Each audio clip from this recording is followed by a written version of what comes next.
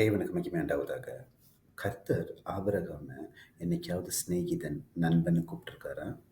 நீங்க ஆதியாகமத்துல தேடி வாசிக்கும்பொழுது கிடைக்காது. ஆனா கூப்பிட்டுருக்கார். எங்கேன்னா, ஏசாயா 41 அதிகாரம் 8 வசனம் வாசிக்கிறேன்.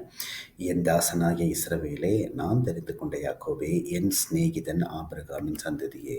அந்த இடத்துல ஆண்டவர் சிநேகிதன் சொல்றாரு.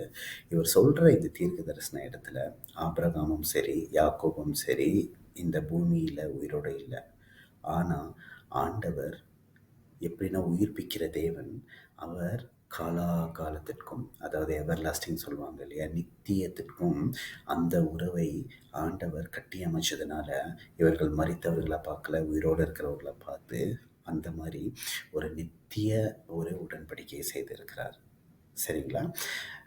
இந்த வசனத்தில் நண்பனுக்கும், தாசன் அப்படின்னு சொன்னால் ஊழியக்காரன் அப்படின்னு வச்சுக்கலாம், ஆங்கிலத்தில் அப்படி தான் சொல்லுது.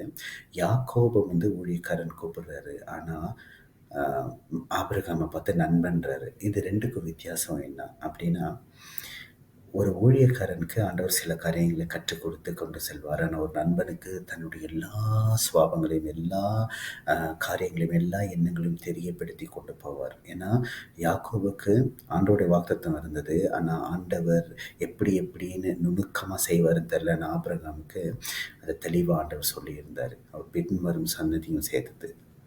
சரிங்களா? இப்போது இன்னொரு அழகான வசனத்தை நான் உங்கள்கிட்ட சொல்கிறேன். யோவான் 15 அதிகாரம் 15 வசனம். ஊழியக்காரன் தன் எஜமான் செய்கிறதை அறிய மாட்டான்.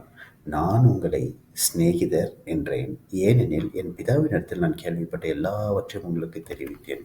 இது இயேசு கிறிஸ்து உங்களை என்னையும் பார்த்து சொல்கிறாரு. அதனால் ஆண்டவர் சொல்கிற காரியம் என்னென்னா, உங்களை ஊழியக்காரராக மட்டும் இல்லை, சிநேகிதனாகவே அவர் எடுத்துக்கொண்டார்.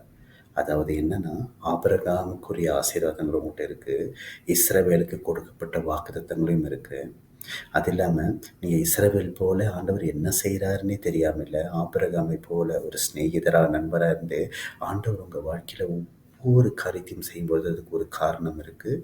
ஆண்டவர் அது தற்செயலாக இல்லை, தம்முடைய சித்தத்தின்படி தம்முடைய பரிபூர்ண நன்மைகளை நம்ம இடத்துல சேரணும்படி ஒவ்வொரு காரியத்தையும் நடத்துகிறார்.